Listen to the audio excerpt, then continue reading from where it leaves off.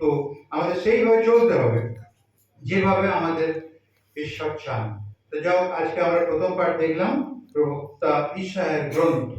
প্রবক্তা ইসাইয়ার গ্রন্থে বলছে সিরিয়া দেশ, তাদের পরিকল্পনা হচ্ছে জেরুসালেম নগরীর উপর আক্রমণ করবে, ধ্বংস করবে। আক্রমণ করা মানেই যত যুবক যুবিকা আছে যা কিছু লুণ্ঠন করে নেবে সবকিছু, এবং যুবক যুবক ধরে নিয়ে তাদের দেশে নিয়ে যাবে। আর আহাজ হচ্ছে রাজা।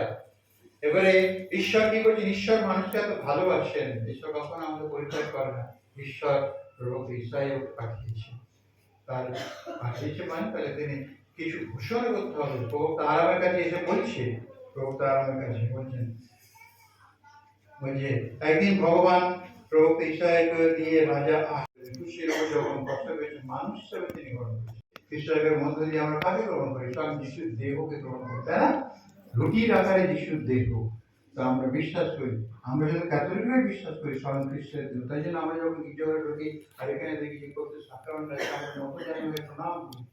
অর্থাৎ যিশু নিজেকে সমর্পণ করেছেন এবং তিনি যে প্রতিশ্রুতি রুটির আকারে তিনি আমাদের দান করেছেন। তো তাই জন্য আমাদের যিশুর প্রতি ভরসা বিশ্বাস রাখতে হবে। আর আমরা মঙ্গল সমাচারে শুনলাম মারিয়া ঈশ্বরের পরিকল্পনায় সহযোগিতা করছেন। তখনকার দিনে বিবাহ এরকম ছিল, বিবাহ হতো কিন্তু সেই নারী মহিলা তার স্বামীর ঘরে সময় যেত না, 1 বছর পরে যেত। 1 বছর পরে যখন দেখাশোনা হয়ে গেল